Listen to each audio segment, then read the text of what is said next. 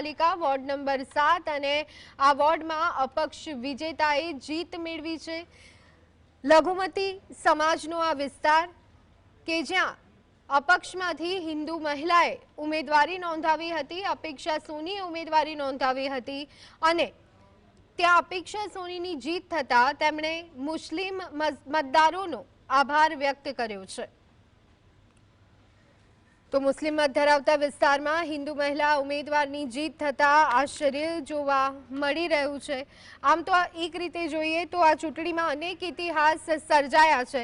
ફરી એક વખત ગોધરા વિશે અપડેટ મેળવી લઈએ। ફરી એકવાર સંવાદદાતા રવિ જોડાઈ ગયા છે। રવિ, આપ સુધી અવાજ પહોંચી રહ્યો છે? હાલો જી રવિ, ખાસ કરી અને ગોધરામાં જે રીતે અપક્ષમાંથી મહિલાએ દાવેદારી કરી હતી અને તેમનો વિજય થયો છે, શું વિગતો મળી રહી છે? ચોક્કસથી જે રીતે આજે સ્થાનિક સ્વરાજની ચૂંટણીના પરિણામો જાહેર થયા તેમાં પણ ખાસ કરીને પંચમહાલની સૌથી મોટી ગણાતી ગોધરા નગરપાલિકામાં ભાજપે 28 જેટલી બેઠકોની ફાળવણી કરી હતી। મોટાભાગની બેઠકો છે તે ભાજપના ઉમેદવારો જીત્યા છે, જેમાં ખાસ કરીને વાત કરવામાં આવે તો જે વોર્ડ નંબર 7 છે જેમાં અપક્ષ ઉમેદવાર અપેક્ષા સોની છે તેઓની જીત થઈ છે। જ્યારે અન્ય જે વોર્ડ નંબર 7ના જે ઉમેદવારો છે તેમાં ત્રણ મુસ્લિમ છે, જ્યારે એક જ હિન્દુ ઉમેદવાર છે ને તેઓની જીત થઈ છે।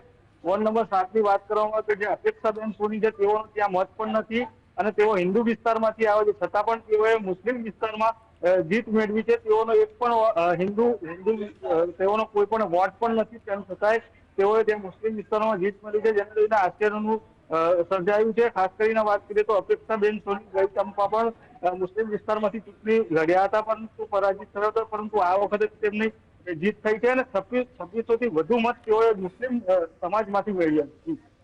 જી આભાર રવિ, સમગ્ર માહિતી આપવા બદલ।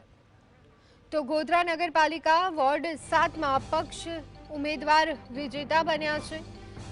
મુસ્લિમ સમુદાય જ્યાં વધુ વસવાટ કરે છે ત્યાંથી હિન્દુ મહિલા ઉમેદવારે અપક્ષમાંથી દાવેદારી કરી હતી અને અપેક્ષા સોનીએ વિજય મેળવી લીધો છે।